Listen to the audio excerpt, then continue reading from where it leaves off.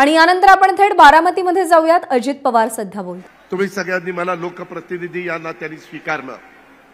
कधी खासदार केलं, कधी आमदार केलं, कधी राज्यमंत्री केलं, कधी मंत्री केलं, कधी विरोधी पक्ष नेता केलं, कधी उपमुख्यमंत्री केलं. अनेक पदं तुमच्या पाठिंब्याच्या जोरावर माझ्यासारख्या कार्यकर्त्याला महाराष्ट्रामध्ये प्रतिनिधित्व करण्याची संधी मिळाली. आणि त्या संधीचा कसा माझ्या बारामतीच्या जिरायत भागाला शहराला आणि माझ्या बारामतीला सर्वांगीण विकासाला कशी मला चालना देता येईल याबद्दलचाच प्रयत्न पहिल्या टर्म पासून आत्ताच्या टर्म पर्यंत मी सतत करत आलो. तुम्ही पण बघितलं बारामती कशी बदलत गेली. माझा दावा अजिबात नाही की सगळी कामं झालीत. अजून बरीचशी कामं आपल्याला करायची. लोकांच्या मागण्या वाढतात, लोकांना वेगवेगळ्या सुविधा हव्या असतात, त्या देणं लोकप्रतिनिधीचं काम असतं. त्याच्या पाठीमागच्या काळामध्ये हे सगळं करत असताना कुठल्या अडचणी येत नव्हत्या. कारण तसं बघितलं तर बारामतीमध्ये राष्ट्रवादी काँग्रेस पक्ष हा थोडासा एक ताकदीचा पक्ष, त्याचेच सगळे कार्यकर्ते. इतर पक्ष होते नाही असं नाही. लोकशाहीमध्ये सगळे वेगवेगळ्यांना आपलं आपलं प्रतिनिधित्व करण्याची संधी द्यायची असते. आणि ती घटनेचे शिल्पकार डॉक्टर बाबासाहेब आंबेडकरांनी आपल्याला दिलेली आहे. आपल्याला त्यांनी संविधान दिलेलं आहे, घटना दिलेली आहे, कायदे दिलेले आहेत. आणि त्याचं पालन करून आपण सगळेजण पुढे जाण्याचा प्रयत्न करत असतो. पण हे सगळं करत असताना काही मधल्या काळामध्ये राजकीय घडामोडी घडल्या. त्या खोलामध्ये मी जात नाही, कारण मी जनसन्मान यात्रेची सुरुवात करत असतानाच माझ्या मनाशी पक्क ठरवलेलं आहे की कुणावर टीका टिप्पणी करायची नाही. आपण केलेलं काम, माझ्या गोरगरीब जनतेला गरिबीतनं बाहेर काढण्याच्या करता आम्ही दिलेल्या योजना, आम्ही त्याच्यामध्ये केलेला विकास. आज देखील मी अनेक जिल्ह्यामध्ये, अनेक तालुक्यामध्ये जाऊन आलो. इथं प्रांताध्यक्ष विदर्भाच्या दौऱ्यावर नव्हते, नाहीतर बाकीच्या सगळ्या ठिकाणी माझ्याबरोबर होते. तुम्हाला आश्चर्य वाटेल, परंतु बऱ्याचदा बारकाईनं माहिती नसते. आणि आजपर्यंत गेल्या 5 वर्षात आपण 4 वर्ष सत्तेवर होतो, 1 वर्ष करोनामध्ये गेलं, 1 वर्ष सत्तेवर नव्हतो. तरी देखील बारामती तालुक्यामध्ये माझ्या जिरायत बागायती भागामध्ये काय करता येईल, माझे कोल्हापूर टाईप बंधाऱ्याला काय करावं लागेल, माझ्या करा नदीच्या बंधाऱ्याला बॅरेजेसमध्ये कसं रूपांतर करायचं, माझी जनाई सिरसाई ह्याच्यामध्ये काय सुधारणा केल्यानंतर सगळ्यांचं समाधान होईल. हेड पासून टेल पर्यंत पुरंदर उपसा सिंचन योजनेमध्ये काय केलं गेलं पाहिजे, तिथं काय खर्च केला गेला पाहिजे. अजूनही काही भाग माझ्या तालुक्यातला राहिलेला आहे आणि तो माझ्या नीरा करा उपसा सिंचन योजनेच्या द्वारे कसा मला बागायत करता येईल याबद्दलचा माझा सतत प्रयत्न चाललेला आहे. लाकडी लिंबोडीच्या निमित्तानं ती उपसा सिंचन योजना, त्याच्यातून पण आपण इंदापूर आणि बारामती तालुक्यातली काही गावं बागायत करण्याचं ठरवलेलं आहे. तशा पद्धतीचं काम सुरू झालेलं आहे. विकास मोठ्या प्रमाणावर आपण केला, त्याच्यामध्ये कुठं आपण हायगाय केली नाही. काही जे पाहिजे ते देण्याचा प्रयत्न केला. आता सकाळपासून ही जनसन्मान रॅली निघालेली होती.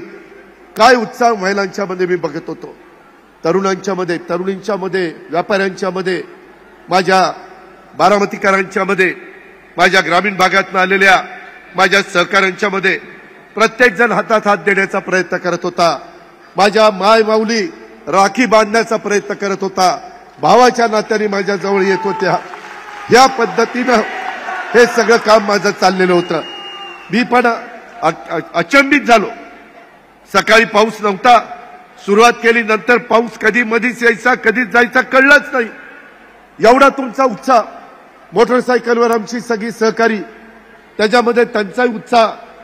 शेवटी कार्यकर्त्याच्या जोरावर पक्ष चालतो. त्या कार्यकर्ता पक्षाचा कणा असतो आणि त्यामुळं तुमची सगळ्यांची ताकद, तुमची सगळ्यांची प्रेरणा. बसेसमधनं माझ्या माय माऊली येत होत्या, हात करत होत्या. मलाही उशीर होत होता. मला सारखं वाटत होतं की आज सोमवारचा दिवस, श्रावणी सोमवार, आज शेवटचा श्रावणी सोमवार, आज माझ्या बळीराजाच्या, माझ्या शेतकऱ्याच्या जे श्रावणात बैलपोळा साजरा करतात त्यांचा आज बैलपोळ्याचा दिवस. आम्ही काही जण भाद्रपदामध्ये पोळा साजरा करतो, काही जण श्रावणामध्ये करतात, विदर्भामध्ये किंवा काही भागात श्रावणात करतात.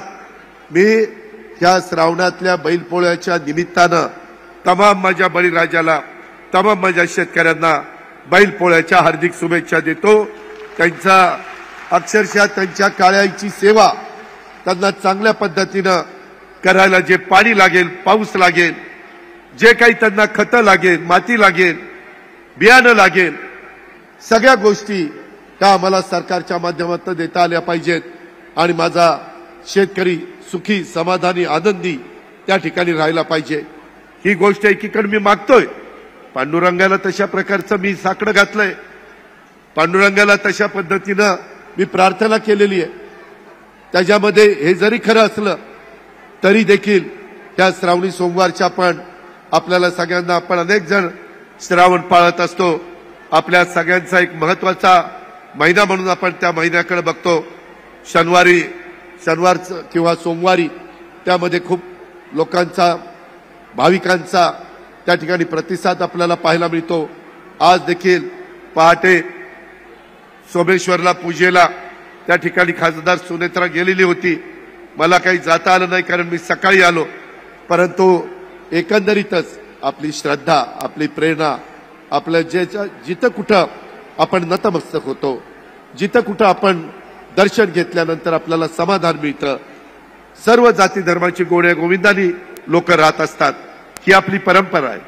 शिवाजी महाराजांनी, शाहू महाराजांनी, डॉक्टर बाबासाहेब आंबेडकरांनी, त्याच्यामध्ये महात्मा फुल्यांनी, त्यामध्ये मौलाना आझादांनी, अण्णाभाऊ साठेंनी, ह्या सगळ्या महापुरुषांनी ही शिकवण आपल्याला दिलेली आहे. राजमाता जिजाऊ सावित्रीबाई फुले, त्यामध्ये पुण्यश्लोक अहिल्यादेवी होळकर, त्यामध्ये रमाई माता, ह्या सगळ्यांनी हाच विचार तिथं मांडलेला आहे आणि त्याच विचाराने आपण पुढे चाललेलो आहे. मी कधी माझ्या तालुक्यातल्या लोकांनी माझ्यावर आशीर्वाद आणि पाठिंबा दिला तेव्हापासून आजपर्यंत मी जातीचा, पातीचा, नात्याचा, गोत्याचा विचार केला नाही. समाजातल्या जास्तीत जास्त घटकाला मला बरोबर घेऊन कसं जाता येईल याचबद्दलचा प्रयत्न मी त्या ठिकाणी केला. आज सगळं गुलाबीमय झालंय. बरेच जण मला विचारत असतात किंवा गुलाबी रंग अलीकड का आवडायला लागला. म्हणलं तुम्हाला काय वाईट वाटतं आवडायला लागला तर? चांगला दिसतो की नाही गुलाबी रंग? बघा माझ्या मायमाऊली, माझ्या बहिणी, माझ्या मुली फेट्यामध्ये किती सुंदर दिमागदार दिसतात, राजमुंड्या दिसतात. अक्षरशः म्हणजे आम्हाला अभिमान वाटतो आणि आमचं तेच म्हणणं आहे की महिलांना आणि पुरुषांना बरोबरीची संधी मिळाली पाहिजे. त्याकरता पहिलं महिला धोरण आणलं, दुसरं आणलं, तिसरं आणलं आणि आता आदिती तटकरे महिला बाल विकास खात्याच्या मंत्री, त्यांना मी चौथं धोरण आणायला सांगितलं, ते आपण राबवतो. आम्ही महिलांना मान दिला, सन्मान दिला, प्रतिष्ठा दिली, सत्तेमध्ये सहभागी करून घेतलं. किती महिलांना तुम्हाला माहिती आहे मला माहिती नाही, परंतु आता 2024ची लोकसभेची निवडणूक झाली. 2029ला ज्यावेळेस निवडणुका येतील त्यावेळेस तुमच्या माझ्या भारतातनं 543 पैकी 543 तर पुरुष आणि स्त्रिया निवडून जातीलच, पण त्याच्या 1/3 फक्त महिला निवडून जाणार आहेत. त्यांच्याकरता त्या जागा आरक्षित ठेवलेल्या आहेत. एवढी मोठी संधी महिलांना देशाने दिलेली आहे. पंतप्रधान नरेंद्र मोदी साहेबांनी दिलेली आहे. आपल्याही राज्यामध्ये आम्ही 288 आमदार निवडून जातो. काही पुरुष असतो, काही स्त्री असतो. त्याच्यामध्ये कुठलाही फॉर्म भरायचा अधिकार आहे. पण 96 जागा आता पुढच्या वेळेसपासून 5 वर्षांनी अशा आरक्षित ठेवल्या जाणार आहेत की त्याच्यामध्ये फक्त महिला ह्या महाराष्ट्रातनं जाणार आहेत. 96 महिला 288 मधनं जातील त्या वेगळ्या का, तर त्यांनी पण तिथं कायदे केले जातात. कायदे मंडळ आहे ते. जिथं कुठं कुणावर अन्याय होतो त्या अन्यायाला वाचा फोडण्याचं काम होतं. तिथं सगळ्या राज्याचा लेखाजोखा चालतो. तिथं बघण्याचा समाजाचा दृष्टिकोन वेगळा आहे आणि म्हणून आता पुढच्या 5 वर्षापासून ही संधी माझ्या महिलांना मिळणार आहे। यावेळेस तुम्ही बघताय माझ्या बारामतीकरांनी पण स्वागत केलं, प्रचंड उत्साहाने स्वागत केलं, सर्व जाती धर्माच्या सहकारी मित्रांनी स्वागत केलं। वेळ कमी पडला, आताही येताना कितीतरी महिलांना राखी बांधायची होती, परंतु घाई झालेली होती, त्याच्यावर सगळ्यांना बांधता आले नाही। त्याबद्दल मी दिलगिरी व्यक्त करतो। तुम्ही माझ्याबद्दल गैरसमज करून घेऊ नका। तुम्ही बराच वेळ इथं थांबलाय आणि मला जास्त वेळ तुम्हाला आता इथं थांबून ठेवायचं नव्हतं, म्हणून मी इतरांना पण विनंती केली, त्यांनी पण मान्य केली। ठीक आहे, आम्ही भाषण करत नाही, तुम्हीच एकटे बोला आणि काय जनतेला सांगायचंय, समाजाला सांगायचंय, बारामतीकरांना सांगायचंय ते सांगा। तुम्हाला माहितीये मी गेले 10वा अर्थसंकल्प राज्यामध्ये सादर केला। पहिल्यांदा मी बारामतीकरांना सांगतो, आपण जनसन्मान यात्रा, मी प्रफुल्ल पटेल, सुनील तटकरे, रुपाली चाकणकर, त्याच्या संदर्भामध्ये संध्या सोनवणे, सूरज चव्हाण, अनेक म्हणजे सगळे सेलचे प्रमुख, आम्ही काय सुरू केली, भुजबळ साहेब, धनंजय मुंडे, त्याच्या संदर्भात दिलीप वळसे पाटील, हसन मुश्रीफ, अनिल भाईदास पाटील, संजय बनसोडे, आदिती तटकरे का सुरू केली? का तर आम्ही जनसेवक आहोत, तुम्ही जनता आहे, त्याचे सेवक आम्ही आहोत। जनसेवकांनी जनसन्मान यात्रेच्या निमित्तानं लोकांच्या पर्यंत गेलं पाहिजे, लोकांचं काय म्हणणं आहे ते जाणून घेतलं पाहिजे। त्यामध्ये तुमचा जनसन्मान, या जनतेचा सन्मान करण्याच्या करता ही जनसन्मान यात्रा आहे। आणि त्याच्यातून एवढंच नाही, महिलांनो, बऱ्याच जणांना मी या अर्थसंकल्पामध्ये ज्या योजना दिल्या त्या माहिती नाहीयेत, बऱ्याच जणांना माहिती नाहीये। त्याच्यामध्ये माझी लाडकी बहीण किती जणांना माहिती, हात वर करा।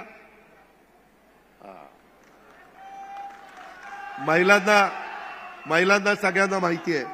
आज माझी लाडकी बहीण जुलैपासून योजना सुरू केली।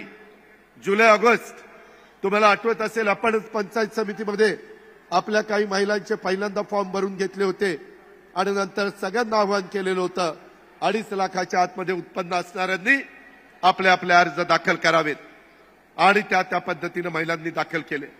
आता एवढा माझा मायमाऊली जमल्यात, माझ्या भगिनी जमल्यात, माझ्या मुली जमल्यात, किती जणांना 3,000 रुपये त्यांच्या बँकेच्या खात्यामध्ये आले त्यांनी हात वर करा। ठीक आहे, आम्ही सुरुवात केली। बारामतीकरांनो, मी महाराष्ट्रात फिरतोय, मी बारामतीकरांनो महाराष्ट्राला सांगतोय, हा अजितदादाचा वादा आहे, दादा शब्दाला पक्का आहे, हे तुम्ही अनेकदा अनुभवलेलं आहे। ही योजना आणत असताना आतापर्यंत 1,60,00,000 महिलांना आम्ही याचा लाभ दिलेला आहे। तुम्ही लाभार्थी आहात, तुम्हाला लाभ दिलाय, त्याच्यातनं तुम्हाला बळ आलं पाहिजे। काही जण टीका करतात, काही जण कोर्टात गेलेत ही योजना बंद करावी म्हणून, कोर्टात मागे काही गेले, त्यांच्या विरोधी निकाल लागला। जे कोर्टात जात आहेत, जे विरोध करतायत, मला त्यांना सवाल आहे, काय तुम्हाला वाईट वाटतं या योजनेमध्ये? जर समाजातल्या सर्व जाती धर्माच्या महिलांना, मायमाऊलींना, मुलींना 21 वर्ष ते 65 वर्षाच्या काळात त्या 2.5 लाखाच्या आत त्यांचं कुटुंबाचं उत्पन्न असेल तर त्यांना 1,500 रुपये महिना म्हणजे 18,000 रुपये वर्षाला आणि 5 वर्षाला जवळपास थोडे कमी लाख रुपये जर मिळाले तर बिघडलं कुठं? तो त्यांचा अधिकार नाहीये, तो त्यांचा हक्क नाहीये? कितीतरी जरी महिला आज आम्ही गरीब महिलांच्या करता देतोय, ज्यांची ऐपत आहे, जे गाड्या घोड्या घेऊन फिरतात, त्यांची परिस्थिती चांगली आहे, ते नशीबवान आहेत, आम्हाला काही त्यांना म्हणायचं नाही। पण जी महिला माझी खुरपायला जाते, जी माझी शेतमजुरी करते, जी माझी महिला पडेल ते काम करते, धुणं भांडी करते, झाडू पोतना करते, कचरा गोळा करते, त्यामध्ये अशा पद्धतीचं काम करणार, काचा गोळा करते, पडेल ते झाडकाम। मी आज सकाळी लवकर राऊंडला गेलो होतो, कितीतरी माझ्या महिला बहिणी बारामती स्वच्छ करत होत्या, रोज पहाटे उठून बारामती स्वच्छ करतात। त्यांना काही हक्क आहे का नाही? त्यांचा काही अधिकार आहे का नाही? काय झालं?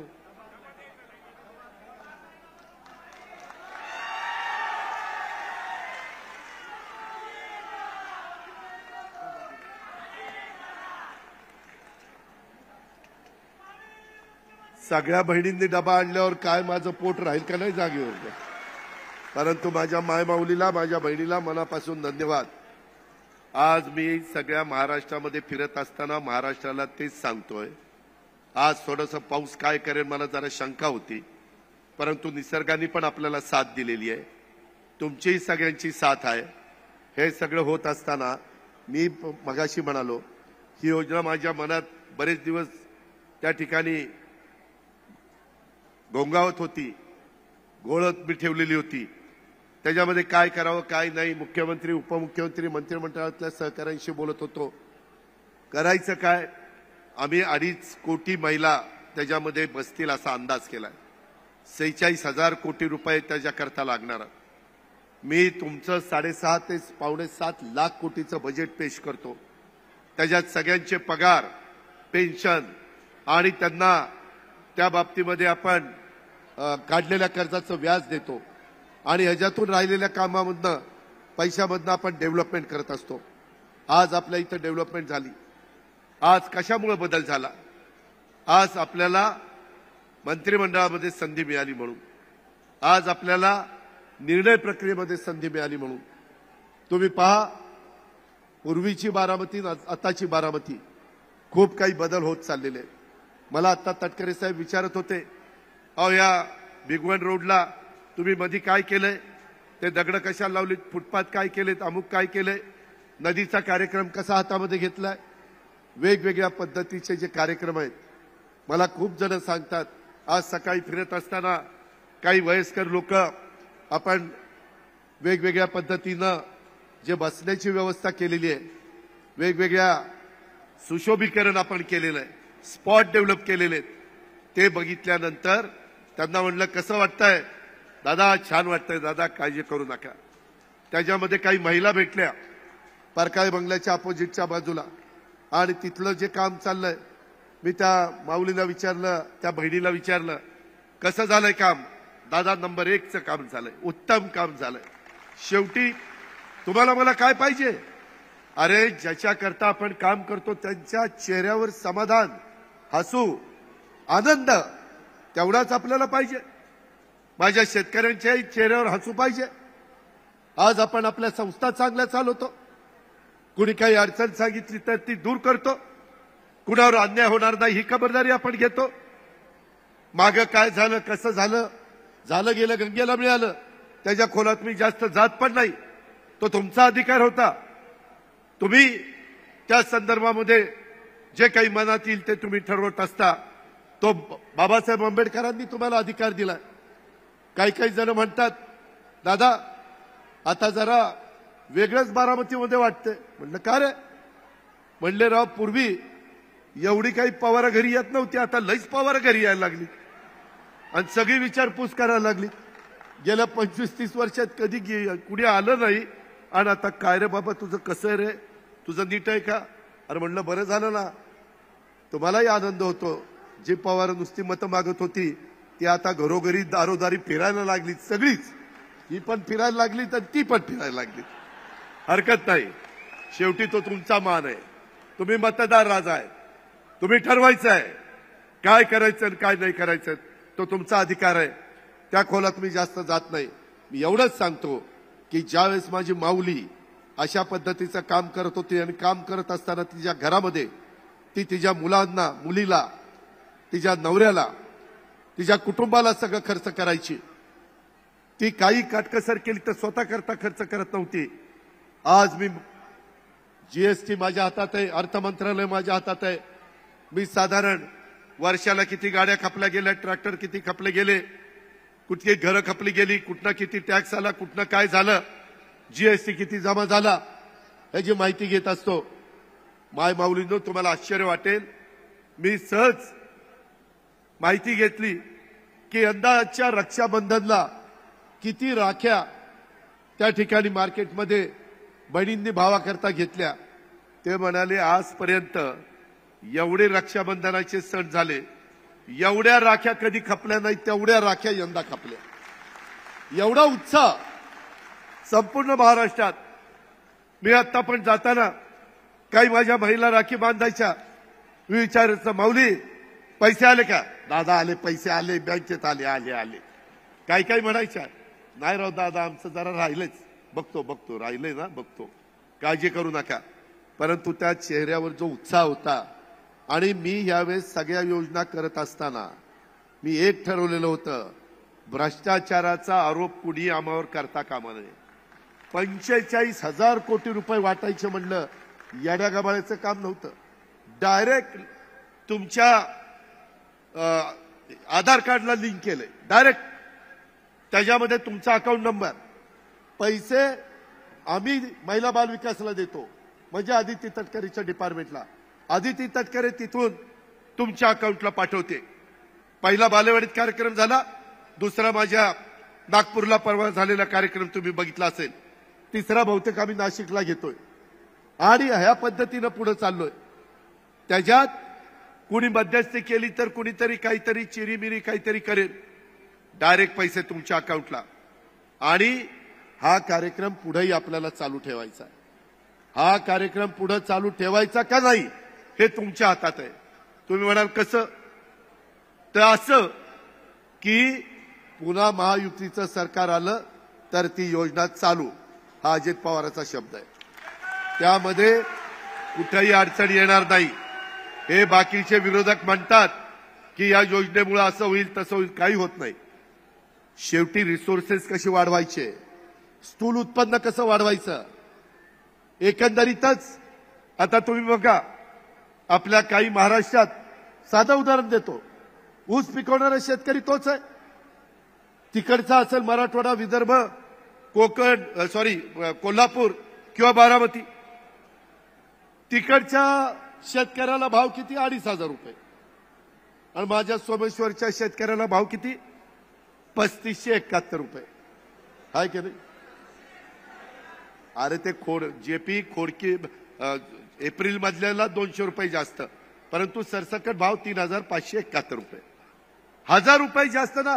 त्याही शेतकऱ्याला तेवढाच खर्च, बेण्याचा खर्च, खताचा खर्च, लाईट पाण्याचा खर्च, मशागतीचा खर्च, आणि आपल्याला तोच. परंतु संस्था जर चांगली चालली तर काय होऊ शकतं? संस्थेमध्ये सगळ्यांचं बारकाईनं लक्ष असलं तर काय होऊ शकतं? त्याचं मूर्तिमंत उदाहरण हे आपल्याला त्या निमित्तानं पाहायला मिळालेलं आहे. नुसतं मी ह्याच्यावर थांबलो नाही. महिलांना ज्यावेळेस हे देत होतो त्यावेळेस माझ्या एक गोष्ट लक्षात आली. आम्ही बारामतीमध्ये तरी कमीत कमी गरिबाच्या मुली असल्या, गरिबाच्या, तर त्यांच्या शिक्षणाच्या करता काही मदत करत असतो, काही मार्ग काढत असतो. पण सगळीकडे जमत नाही, आटोक्यात राहत नाही. म्हणून म्हणलं की बाबा मागासवर्गीय समाजामध्ये, आदिवासी समाजामध्ये जन्माला आलेली मुलगी मोफत शिक्षण घेते, परंतु बहुजन समाजामध्ये, ओबीसी समाजामध्ये, इतर कुठल्याच अल्पसंख्याक समाजामध्ये त्या मुलीला पण शिक्षण घेण्याचा अधिकार आहे. पण तिच्या आई वडिलांचं उत्पन्न कमी असेल तर 12वी पर्यंत शिक्षण करतात आणि आई वडील म्हणतात ते बेटा बस झालं, आता तुझं लग्न लावून देऊ, तुला कॉलेजची फी भरायची आमची ऐपत नाही. आम्ही इतके वर्ष तिचे 50% रक्कम भरत होतो. मग ती म्हणायची 50% सरकार भरते ना, 50% तरी तुम्ही द्या. आई वडील म्हणायचे बेटा 50% देखील द्यायची आमची ऐपत नाहीये, फी जास्त आहे. या गोष्टी माया पुढे आल्या. काही जण केसेस अशा आल्या की काही जण आई वडील आले, म्हणले दादा तुम्ही सरकार म्हणून 50% देता, 50% आम्हाला द्यायची ऐपत राहत नाही, आम्ही गरीब आहोत, आमचं उत्पन्न कमी आहे, दोष आमचा नाहीये, कुणाच्या पोटी जन्माला यायचं ते, पण माझ्या मुलीनं आत्महत्या केली, राहिलेले 50% मला तिला देता आले नाही, तिनं तिचं जीवन संपवलं. माझं पायाखालची वाळूच सरकली. अरे म्हणलं आपण युगपुरुष छत्रपती शिवाजी महाराजांचं नाव घेतो, शाहू फुले आंबेडकरांचं नाव घेतो, त्यांचा वारसा सांगतो. रयतेचं राज्य, हिंदवी स्वराज्याची स्थापना ज्या पद्धतीने झाली आणि 18 पगड जाती 12 बलुतेदारांना बरोबर घेऊन कारभार महाराजांनी केला आणि आपण मात्र आपल्या इथल्या गरिबाच्या मुली ह्या त्यांच्या आईवडिलांना पुढचं शिक्षण देता येत नाही म्हणून आत्महत्या करतात. मी त्या डिपार्टमेंटच्या लोकांना बोलवलं, काय रे किती पैसे लागतात? ते म्हणले दादा अजून 1,500 ते 2,000 कोटी रुपये लागतील. म्हणले चल 1,500 ते 2,000 कोटी रुपये तुम्हाला दिले. आता इथून पुढं माझ्या महाराष्ट्रातल्या ज्या गोरगरिबांच्या कुठल्याही जाती धर्माची मुलगी तिला कॉलेजचं शिक्षण पाहिजे असेल, तिला डॉक्टर व्हावं, इंजिनियर व्हावं, तिला वकील व्हावं, तिला पायलट व्हावं, तिला MPSC, UPSC, IAS, IPS जे काही व्हायचं असेल ते होईल. तिच्या आई वडिलांची ऐपत नाही म्हणून तिला शिक्षणापासून वंचित ठेवलं जाणार नाही. तिची फी राज्य सरकार भरेल. आम्ही फी भरणार आहे. काय वाईट निर्णय घेतला? गोरगरिबाची मुलगी शिकली की अख्खं कुटुंब ती शिकवते. चांगला निर्णय नाही आहे. हा निर्णय घ्यायला नको होता. एवढ्यावर नाही थांबलो. त्याच्यामध्ये गॅस सिलेंडरच्या किमती वाढतात. मला वाटतं कालच काहीतरी वाढले. मला महिला म्हणायच्या की बाबा दादा आमची ऐपत एवढी नाहीये, आता रॉकेल देत नाही, शेगडी आहे गॅस सिलेंडरची आणि आम्हाला काहीतरी त्याच्यात मदत करा. शेवटी आम्ही वर्षाला माझ्या 52 लाख कुटुंबियांना 52 लाख तो आकडाही काढलाय आणि त्यांना दरवर्षी 3 गॅस सिलेंडरचे पैसे डायरेक्ट त्या माऊलीच्या अकाउंटला जाणारे. त्या 3 सिलेंडरमधनं तिनं वर्षाला 3 सिलेंडर आमच्याकडनं भेट म्हणा, भाऊबीज म्हणा, रक्षाबंधनाची ओवाळणी म्हणा, जे काही म्हणायचं ते म्हणा, पण तुम्हाला एक फुल ना फुलाची पाकळी देण्याचा आमचा प्रयत्न आहे. ही योजना चांगली जाईल. त्याच्यातनं प्रदूषण कमी होतं, माझ्या महिलेला त्रास होत नाही, स्वयंपाक लवकर होतो. हे केलं ना तर विरोधक म्हणायला लागले काय बहिणींनाच देतात, भावांकडे लक्षच नाही. भाऊ तसेच. मधी पहिल्यांदा म्हणले 1,500 रुपयात काय व्हायचं, तेव्हा मी म्हणालो मोठ्यांच्या घरच्या ज्या बोलणारे आहेत त्यांना काय कळणार आहे. सोन्याचा चमचा तोंडात घेऊन जन्माला आलेले जी मुलं मुली आहेत त्यांना गरिबी काय करणार आहे. आम्ही गरिबी बघितलेली आहे, बारामतीकरांना माहिती आहे. आणि त्याच्यामुळं गरिबी बाजूला करायला काय लागतं त्याचे आम्हाला पोटाला चिमटा बसल्याशिवाय त्याचं महत्व कळत नाही. आणि त्या पद्धतीनं आपण ही योजना आणली. त्याच्यानंतर बरेच वर्ष बारामतीकरांनो, माझ्या बांधवांनो लक्षात ठेवा, 2003 साली सुशीलकुमार शिंदे मुख्यमंत्री असताना त्यावेळेस वीज माफीचा निर्णय झाला. एक बिल 0चं दिलं. पुढचं बिल पुन्हा नवीन सरकार आलं, आघाडीचंच आलं, पण त्यांनी लाईट बिल दिलं. म्हणलं कशाला नाही म्हणले, निवडणुकीला आता निवडून आलो, पुढचं पुढं बघू. लोकांचा विश्वास राहत नाही.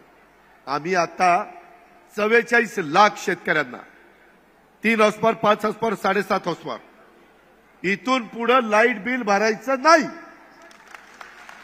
माफ. तुम्ही म्हणाल दादा मागचं थकलंय त्याचं काय, माग पुढचं लाईट बिल भरायचं नाही. मागचं कुणी मागायला आलं ना तर मी बघतो काय करायचं ते, त्याची काळजी करू नका. कारण शेतकरी त्याचे लाईट बिल तोडल्यावर तो कधी कधी नाईलाज असतो, आकडे टाकतो, त्याच्यात शॉक बसतो, त्याला त्या ठिकाणी त्रास होतो. तो त्रास दूर करण्याच्या करता अशा प्रकारचा निर्णय भावांच्या करता घेतला. बरेच जण बारामती दूध संघ, पुणे जिल्हा दूध संघ, गोकुळ हे सगळे यायचे, दादा दुधाचे दर पडलेत, काहीतरी करा. 5 रुपये लिटरला वाढून दिले. कसे? अनुदान दिलं. अनुदान का तर माझ्या भावांना दुधाचा धंदा परवडला पाहिजे. आपल्या पश्चिम महाराष्ट्रामध्ये मोठा धंदा आहे, ते आज मदत आपण सरकार म्हणून देतोय. एवढ्यावर नाही, आज बेरोजगारी, त्याबद्दल आमचं काम चाललेलं आहे. बेरोजगारी कमी करून त्यांच्या हाताला काम देण्याचं. त्याकरता 12वी, डिप्लोमा आणि डिग्री ह्या घेतलेल्या मुलांना प्रशिक्षण पाहिजे असेल तर 12वी वाल्याला 6,000 रुपये, प्रशिक्षणार्थींना वेतन आम्ही देणार. तुम्ही प्रशिक्षण घेताय म्हणून आम्ही पैसे देणार. डिप्लोमावाल्यांना 8,000 रुपये महिना आणि डिग्रीवाल्यांना 10,000 रुपये महिना. त्यांनी तिथं काम करावं, 60 महिने अनुभव घ्यावा. स्वतःचं काही टाकायचं असेल तर स्वतः टाका. व्यवसाय नोकरी करायची असेल तर तुम्हाला आम्ही सर्टिफिकेट देऊ. ते तरुण तरुणींच्या करता दरवर्षी 10 लाख तरुण तरुणींच्या करता 10,000 कोटी रुपये बाजूला काढले. असे 75,000 कोटी रुपयाचा कार्यक्रम त्या ठिकाणी दिला. कशाला म्हणतात 75,000 कोटी? माझे काही व्यापारी इथं आहेत किंवा ऐकत असतील, बारामतीकरांना माहितीये, पूर्वी माळेगाव सोमेश्वर छत्रपतीचं बिल झाल्याशिवाय बारामतीची बाजारपेठच हालायची नाही. बारामतीच्या बाजारपेठेला उठाव यायचा नाही. आता माझ्या बारामतीच्या परिसरामध्ये एवढ्या सुधारणा केल्या. एक शिक्षणाचं माहेरघर, ग्रामीण भागातलं एज्युकेशन हब म्हणून आमच्या बारामतीकडे बघितलं जातं. मी मगाशी तटकरे साहेबांना सांगितलं, अहो माझ्या बारामतीमध्ये जवळपास 1 लाख विद्यार्थी माझं सोमेश्वर कॉलेज, माझं माळेगाव कॉलेज, आमचं शारदा नगर, आमचं विद्या प्रतिष्ठान, आमचं टीसी कॉलेज, आमचं वेगवेगळ्या प्रकारचे ज्या शिक्षण मुसा काकडे कॉलेज, अशा पद्धतीची जे कॉलेजेस आहेत, ज्या सुविधा आहेत, 1 लाख विद्यार्थी. त्याचा इथल्या इकॉनॉमीवर परिणाम झाला. त्याचा फायदा बारामतीकरांना झालाय. आज medical college, Punyashlok Ahilyadevi Holkar medical college, Baramati medical college. मला आज तक्रार केली अविनाश गोपडे आणि त्याच्यामध्ये अविनाश देवकाते सांगत होते की दादा तिथं जरा सर्व्हिस बरोबर नाही. मी लक्ष घालीत. तुम्ही सांगितलं पाहिजे. आपण सुविधा देत असताना त्या सुविधेचा फायदा माझ्या माय माऊलींना, माझ्या बांधवांना मिळत नसेल तर माझ्या कानावर घाला, मी त्याच्यामध्ये दुरुस्त करीन. आजच सकाळी ऍडिशनल एसपी मला भेटायला आले होते. नवीन आलेत, डीवायएसपी आलेत. त्यांना म्हणलं बारामतीमध्ये आदरयुक्त दबदबा आमच्या पोलीस खात्याचा असला पाहिजे. कुणी वेडवाकडे चालता कामा नये. ते कुणी असो, किती मोठ्या बापाचा असो, अजिबात लाड करायचे नाही. माझ्या मुली कॉलेजला जात असताना त्यांना जर कुणी टिंगलटावाळी केली, जर टुकारपणा केला, तर आत्ताच सांगतोय सगळ्या पालकांना, सगळ्या मायमाऊलींना, त्यांना समजावून सांगा काही करू नका. दादांनी पोलिसांना टाईट केलेलं आहे. टाईट केलंय म्हणजे पोलिसांना सांगितलेलं आहे, जर माझ्या भागातल्या कुठल्या मुलीची छेड कुणी जर काढत असेल तर तो कुठल्याही राजकीय पक्षाचा असू द्या, त्याला त्या ठिकाणी सोडायचं नाही. कायदा सगळ्याला सारखा, अजिबात त्याच्यामध्ये काय आहे. आणि म्हणलं विदाऊट युनिफॉर्म म्हणजे ड्रेस, पोलीसचा ड्रेस घालून जाऊ नका, खासगी ड्रेसमध्ये जावा. कळलं पाहिजे. तुम्हाला आठवत असेल, जुन्या लोकांना काहींना आठवत असेल, पूर्वी साऊंड फौजदार होते का नाही? साऊंड फौजदार मोटरसायकलवर चालले तरी अशी सगळी इकडे तिकडे पळून जायची, एवढा दरारा होता. त्यांच्यावर चित्रपट निघाला होता साऊंड फौजदारवर. तशा पद्धतीनं म्हणलं वागा, आम्ही तुमच्या पाठीशी आहे, आम्ही खऱ्याच्या पाठीशी आहे, आम्ही वेडेवाकड्याच्या पाठीशी नाहीये. या पद्धतीनं इथं 2 नंबरचे धंदे, वेडेवाकडे प्रकार होता कामा नये. काही ठिकाणी गोष्टी कानावर येतात, बदलापूरला असं झालं, इकडे तसं झालं, फलानीकडे अमकं झालं, पश्चिम बंगालमध्ये तसं झालं. अहो ते देखील होता कामा नये. छत्रपती शिवाजी महाराजांनी महिलेचा सन्मान कसा केला ते आपण बघितलं इतिहासामध्ये. आज महिलांच्यावर जे अत्याचार होतात तो अक्षम्य गुन्हा आहे. त्याच्यामध्ये माफी नाही, कोणी त्याच्यामध्ये सोडलं जाणार नाही. त्यामध्ये कुठल्याही परिस्थितीत महिलांच्या सुरक्षेबाबत कोणाला पाठीशी घातलं जाणार नाही. महिला सुरक्षेला सर्वोच्च प्राधान्य. त्यामध्ये मी त्यांना सांगितलं, तुम्हाला काही इन्फ्रास्ट्रक्चर पाहिजे असेल तर सांगा, आणखीन काही पाहिजे असेल तर सांगा, परंतु कुणाच्याही मुलीच्या किंवा महिलेच्या केसाला पण धक्का लागता कामा नये. या पद्धतीनं सगळ्यांनी वागलं पाहिजे. माझा तर फार वेगळा स्वभाव तुम्हाला माहिती आहे. जे नराधम, हे निर्दयी, हे अशा पद्धतीनं जी लोक असतात, जे माणुसकीला काळीमा फासणारे असली माणसं नाही पाहिजेत. त्यांना फाशी, फाशी, दुसरं काही नाही. फाशी व्हायला वेळ लागतो. फाशी होईपर्यंत असा बंदोबस्त करायचा की परत त्याला तसं करताच आलं नाही पाहिजे. कटकट कटकट कट कटिंग करून टाकायची. या पद्धतीत त्याशिवाय सरळ होणार नाही. हे विकृती आहे हो. एवढ्या सुंदर जगात आईबापांनी जन्माला घातल्यानंतर अरे जगा ना, चांगलं आयुष्य जगा ना, काय कमी आहे? निसर्गाचं संकट आलं तर आम्ही आहोत ना. आता माझ्या विदर्भ मराठवाड्यामध्ये अतिवृष्टी चालली आहे. धरणं अतिशय मोठे वाहून म्हणजे तुडुंब भरून वाहत आहे. आपलं उजनी तुडुंब भरलंय. आपल्या निऱ्याला किती पाणी चाललंय. आपला वरसगाव 500 खडकवासला टेमघर भरलंय. तिकडे गुंजवणी, निरा देवघर, भाटघर वीज भरलंय. प्रचंड पाणी. आता जायकवाडी भरत आलंय. एवढा पाऊस, त्याच्यात माझ्या शेतकऱ्याचं नुकसान कुठं? संत्रा गळालाय, संत्र्याचं पीक अडचणीत आलंय, काही ठिकाणी इतर पिकं अडचणीत आली. त्याचे पंचनामे करण्याच्या सूचना सगळ्या अधिकाऱ्यांना दिलेल्या आहेत. विभागीय आयुक्तांना दिलेल्या आहेत, कलेक्टरना दिलेल्या आहेत. काळजी करू नका. एसडीआरएफ, एनडीआरएफ मधनं व्यवस्थितपणे मदत ही माझ्या अडचणीतल्या शेतकऱ्याला करणं हे आमचं सरकार म्हणून काम आहे. आम्ही कुठंही त्या शेतकऱ्याला अडचणीत ठेवणार नाही.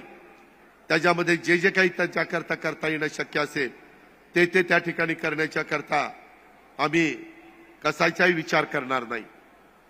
त्याबद्दल आपण काळजी करू नका. आज आपल्या इथंही नेहमीपेक्षा पावसाचं प्रमाण जास्त आहे. बारामतीमध्ये पाऊस सुपा वगैरे परगणाला जरा कमी आहे, परंतु जराही शिरसाई पुरंदर चालू ठेवली. नाझरं भरलं बरेच वर्षांनी. नाझऱ्याचं पाणी तरडोलीच्या तलावात चालू आहे. जे जे काही माझ्या बारामतीकरांच्या करता येईल. मला सध्या राज्याचा दौरा करत असल्यामुळं पूर्वी एवढं मला तिथं तुमच्याकडे येता येत नाही. गणरायाच्या आगमनाच्या दिवशी मी आहे बारामतीत, त्यावेळेस मी तुमच्यातच आहे. पण तोपर्यंत हे दौरे केले पाहिजे.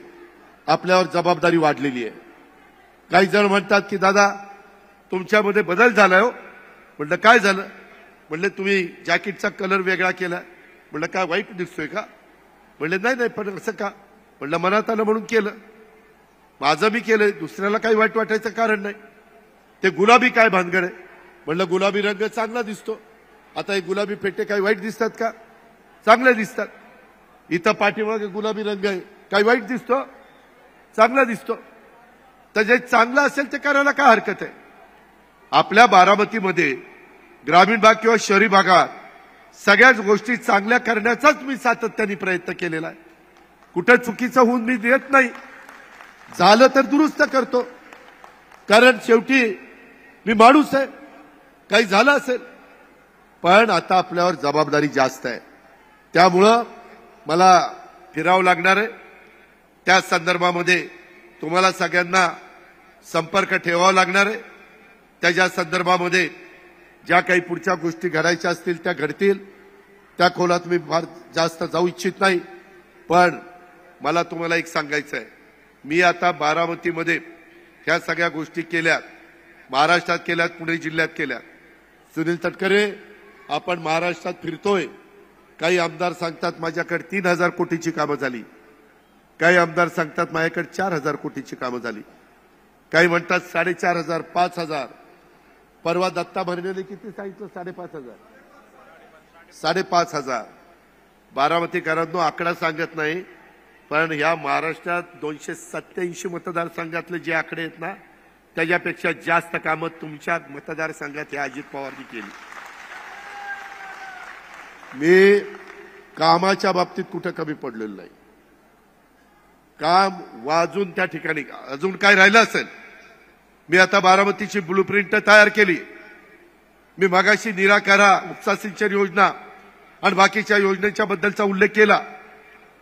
वेगवेगळ्या काही गोष्टी आपल्याला सोलरच्या बद्दलच्या करायच्यात, आपल्याला त्याच्यामध्ये एक समाधानी जीवन तमाम माझ्या सहकाऱ्यांना कसं जगता येईल याबद्दलचं काम त्या ठिकाणी आपल्याला करायचंय। आणि हे करत असताना आम्ही या योजना तुम्हाला कळाव्यात म्हणून एक महाराष्ट्रवादी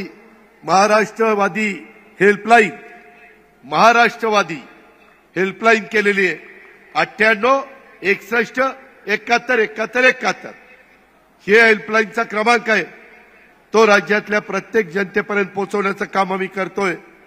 आणि मी या निमित्तानं राज्यातल्या जनतेला आवाहन करतो, तुमचा काही अडचण असेल, तुम्हाला कुठल्या योजनेची माहिती पाहिजे असेल तर ती माहिती तुम्ही तो नंबरवर त्या ठिकाणी फिरवली तर तुम्हाला व्हॉट्सअप केल्यानंतर तुम्हाला ती माहिती मिळेल। ही सुविधा आहे। कार्यकर्ते तर फिरतीलच, ते त्यांचं काम आहे, पण ह्या पण गोष्टी आता बरेच दिवस बारामतीचा विमानतळ रिलायन्सकडे होता। मी इतके दिवस प्रयत्न करत होतो, लातूर, बारामती, धाराशिव, उस्मानाबाद असे विमानतळ त्यांच्याकडे होते। आम्ही नोटिसा दिल्या, अनिल अंबानीकडे होतं, आता तो काढून घेतलाय। आता बघा तिथं नाईट लँडिंग करतो। नाईट लँडिंगची व्यवस्था केल्यावर आणखीन बारामतीला 24 तास विमानं टेक ऑफ किंवा लँडिंग त्या ठिकाणी होईल, सोय होईल।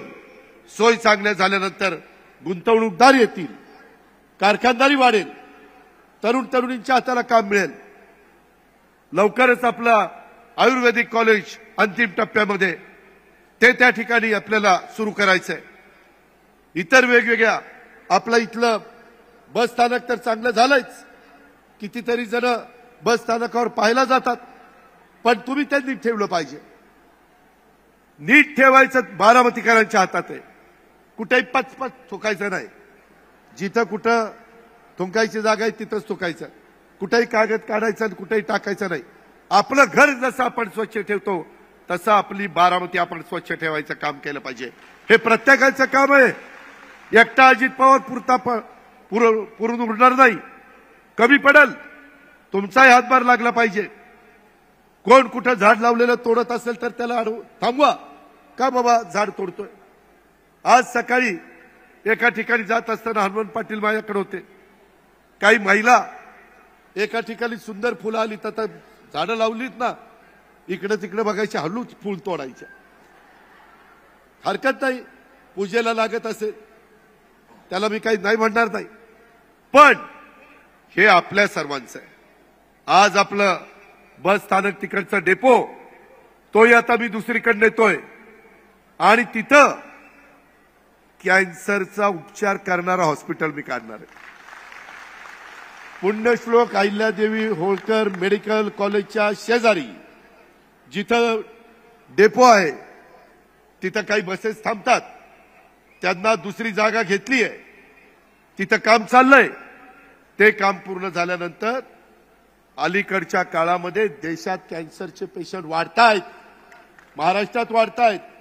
माझ्या गोरगरिबांना टाटा हॉस्पिटलला सगळ्यांना मुंबईला जाणं परवडणार नाही, त्याकरता माझ्या बारामती आणि आजूबाजूच्या भागाच्या करता तिथं कॅन्सर हॉस्पिटल अरे करण्याची धमक असली पाहिजे। नेतृत्वामध्ये तशा प्रकारचे गुण असले पाहिजे। तुम्ही अनेक वेगवेगळ्या प्रकारची उद्यानं, वेगवेगळ्या प्रकारची कामं इतकी मोठ्या प्रमाणावर आपण त्याच्यामध्ये त्या ठिकाणी करतो। आता इरिगेशन बंगल्यावर पण 58 कोटीच्या वेगवेगळ्या इमारती माझ्या अधिकारी आणि कर्मचाऱ्यांना बांधण्याच्या करता मी त्याला मान्यता त्या बाबतीमध्ये दिलेली आहे। माझी सगळ्यांना विनंती आहे, मूलभूत गरजांना प्राधान्य देत अधिकाधिक लोकांच्या सोयी सुविधा ह्या मला आगामी काळामध्ये कशा देता येतील याबद्दलचा माझा त्या ठिकाणी प्रयत्न चालणार आहे। त्यामध्ये सर्वांगीण विकासाला मला ह्याच्यातनं चालना द्यायची, त्याच्यामध्ये प्रकल्प वेळेमध्ये मला पूर्ण करायचे आहेत, रोजगाराच्या संधी मला त्याच्यातनं निर्माण करायच्या आहेत। आणि या दृष्टीनं राष्ट्रवादी काँग्रेस पक्ष आणि आमचं महायुतीचं सरकार त्यामध्ये कटिबद्ध आहे। वैयक्तिक स्वरूपाची टीका टिप्पणी तो काय म्हणाला यावर मी काय बोलणार, माझं व्यक्त मत करणार यात महत्वाचा वेळ वाया घालू नका. केवळ राजकीय स्वरूपाच्या टीका टिप्पणी टाळून विकासावरच बोलायचं असं मी जसं ठरवलंय तसं कार्यकर्त्यांनी ठरवा. इतर जण काही काही बोलतात, बोलू द्या, आपल्या अंगाला भोकं पडत नाहीत. काही जण सांगतात, अरे सकाळी कोण उठा म्हणतं, आम्ही कुठं म्हणलं की तुम्ही उठा म्हणता. कोण म्हणतं सकाळी दूधवालाही सकाळी उठतो ना. मी कधी म्हणलं दूधवाला दुपारी उठतो? मी म्हणलोच नाही. आपल्याला ह्या गोष्टीला महत्व देऊ नका. माझी सगळ्या कार्यकर्त्यांना हात जोडून विनंती आहे, आपण इतका विकास केलेला आहे, तो विकास प्रत्येकाच्या घरापर्यंत पोहोचवा. आता चांगल्या चांगल्या योजना माझ्या मायमाऊलींना, माझ्या बहिणींना, माझ्या बांधवांना, आमच्या तरुण तरुणींना आणलेल्या आहेत त्या पोचवा. जन्माला आलेली मुलगी 18 वर्षाची होईपर्यंत 1,01,000 टप्प्याटप्प्याने तिला मिळणार, ही योजना देखील आपण त्याच्यामध्ये आणलेली आहे. महिलांना 50% बसमध्ये मोफत तिकीट, 50% तिकीट, 50% तुम्हाला तिकीट माफ आहे. ही योजना आधी नव्हती. 75 वर्षाच्या वर असाल तर मला वाटतं 100% तिकीट माफ आहे ना. 100% माफ ही आपण योजना आणलेली आहे. आणि ह्या 50% मध्ये मी तर सगळीकडे सांगतो, आता आमच्या घरातल्या बांधवांना सांगा की बाबा आता मेकळीची गाडगेवाडी, तिकडं निरावागज, शिरवली, कांबळेश्वर, सांगवी, होळ, निंबूत, कुणी जर महिला निघाली पुरुष तर त्याला म्हणायचं काय काम आहे, बारामतीत कशाला जायचं, ते खरेदी विक्री संघामध्ये जाऊन बियाणं आणायचं. असं कर, मी जाते, मी गेले तर 50% रक्कम वाचणार आहे, मी जाऊन बियाणं आणते आणि मी उगीच इकडं तिकडं चकाट्या पेटवत बसणार नाही. मी जाईल, काम करीन आणि लगेच परत येईन. महिलांचा स्वभाव असा आहे, महिलांचं काम चोख. म्हणूनच या निमित्तानं आम्ही चांगल्या चांगल्या योजना दिलेल्या आहेत. पुढे त्या योजना चालवायच्या का नाही, चालवायच्या असतील त्यांनी हात वर करा. महिलांनी या योजना चालू राहाव्यात म्हणून, योजना चालू राहाव्यात का नाही, सगळ्यांचं म्हणणं आहे चालू राहाव्यात. पण त्याच्याकरता तुमचं एक काम करावं लागेल राव. त्या योजना चालू करायच्या का नाही, चालू ठेवायच्या असतील तर ह्याला विसरता कामा नाही. ह्याला इथं बटन दाबलं की योजना चालू. विरोधक टीका टिप्पणी करतात मधी देखील. तेवढंच सांगतो आणि संपवतो. मधी राजकोटला, मालवण तालुका, सिंधुदुर्ग जिल्हा, तिथे छत्रपती शिवाजी महाराजांचा पुतळा काही महिन्यापूर्वी बसवलेला, तो त्या ठिकाणी त्याचं नुकसान झालं. तिथं जे घडायला नको होतं ते घडलं. तिथेच सगळ्या लोकांना लागली. दुर्दैवी घटना होता कामा नये. कालच मी पूर्णाकृती शिवाजी महाराजांच्या पुतळ्याचं आणि महात्मा फुलेंच्या पुतळ्याचं अनावरण केलं वरुड मोर्शीमध्ये.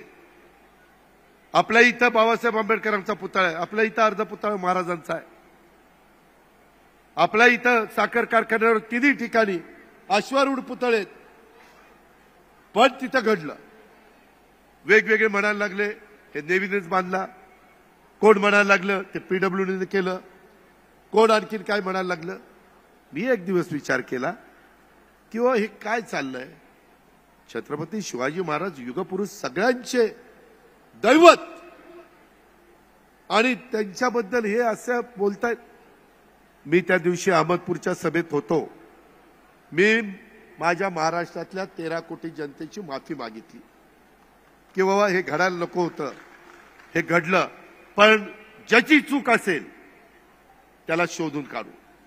मग तो ज्यांनी शिल्पकार आहे तो चुकीचा आहे का, ज्यांनी बांधकाम केलं तो चुकीचा आहे का, स्ट्रक्चर आरसीसीचं डिझाईन ज्यांनी दिलं तो चुकीचा आहे.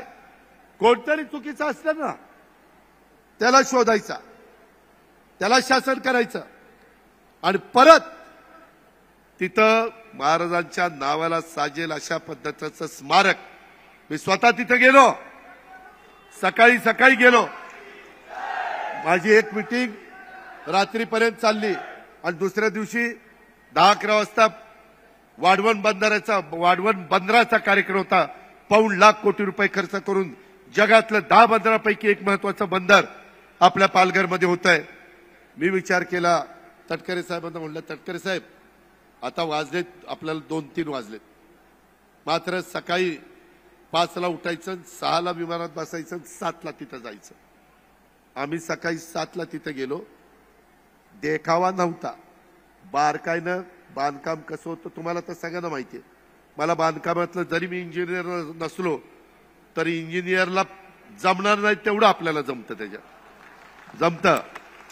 दोरी ओळंब्यात कसं काम पाहिजे, त्याच्यामध्ये काय केलं पाहिजे, ह्या सगळ्या गोष्टी आपल्याला त्याच्यातल्या माहिती आहेत. आणि त्या पद्धतीचं हे बघितलं आणि पुन्हा आम्ही आलो आणि तो कार्यक्रमाला आम्ही हजर राहिलो. राजकारण करू नका. त्याच्यामध्ये आता काहींनी ते जोडे मारो आंदोलन, त्याच्यामध्ये काय ते एकनाथराव शिंदे, देवेंद्रजी, मी आमचे फोटो आणि त्याला चप्पल घेतली आणि चप्पलेनी मारत बसले. जोडे मारो आंदोलन. अरे असं कशाला जोडे मारता? असेल धमक तर या ना समोरासमोर, याला बघतो ना. हे कसला रडीचा डाव.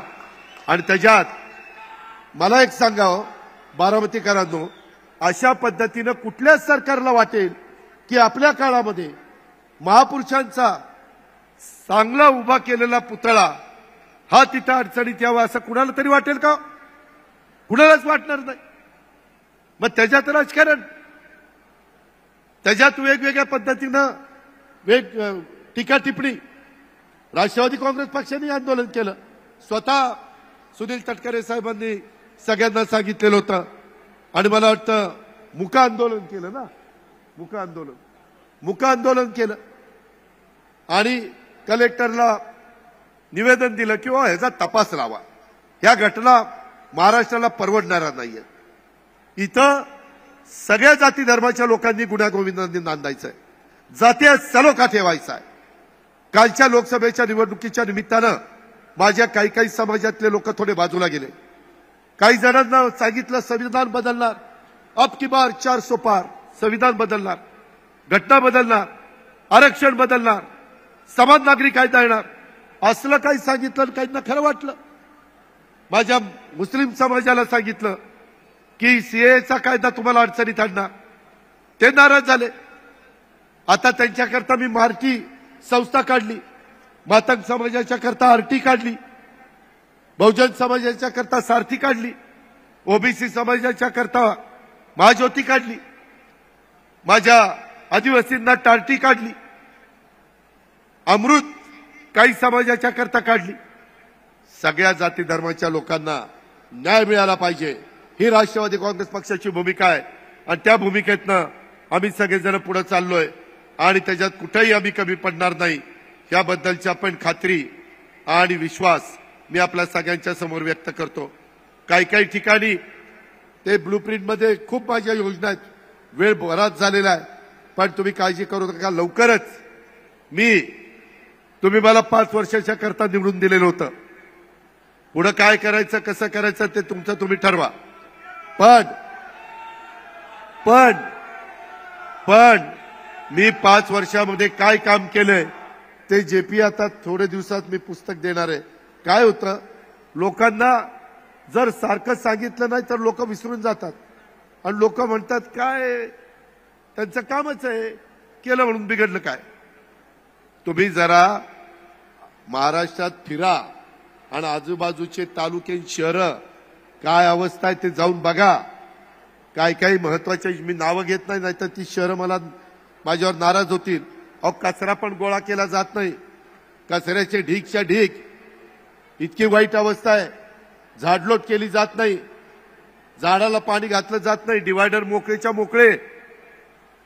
आज तुमचा बारामतीचा परिसर तुमचा इतर ग्रामीण भागाचा परिसर जो बदलतोय, ज्या सुविधा येत आहेत त्याच्याकरता काही मेहनत घ्यावी लागते, त्याच्याकरता पाठपुरावा करावा लागतो, त्याच्याकरता प्रशासनावर तुमची पकड असावी लागते. प्रशासन देखील तुम्ही काम सांगितलेलं हे झालं पाहिजे असं त्या अधिकाऱ्याला वाटलं पाहिजे, तर कामं होतात. नाहीतर माणूस हेलपाटेवारीच त्या ठिकाणी वैतागून जातो. तसं तर बारामतीमध्ये होत नाही ना, का होतं? मग ह्या पद्धतीनं आपण सगळं करत असताना बाकीचे लोक थोडंसं वेगळा विचार करतात. ते म्हणतात की दादा एवढा करोडो रुपयाचा पैसा तुम्ही केंद्राचा राज्याचा बारामतीमध्ये देता. पालखी मार्गाच्या निमित्तानं आता आपली रेल्वेचं काम सुरू होत आहे. पुढचं जवळपास सगळी जमीन ताब्यामध्ये घेतली, काही राहिले असेल त्याच्यातनं मार्ग काढू. पण ह्या पद्धतीनं आपलं सगळ्यांचं काम चाललेलं आहे. आणि म्हणून माझी तुम्हाला सगळ्यांना सांगणं आहे की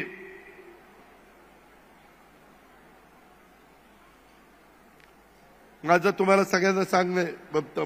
ताई तुम्ही डबा कुठनं दिला मला? हा, वर या. तुमचा लाडू जरा एक तोंड घेतो तरी सांगतो तरी. मी आपल्याला एवढंच सांगेन की आपण काळजी करू नका.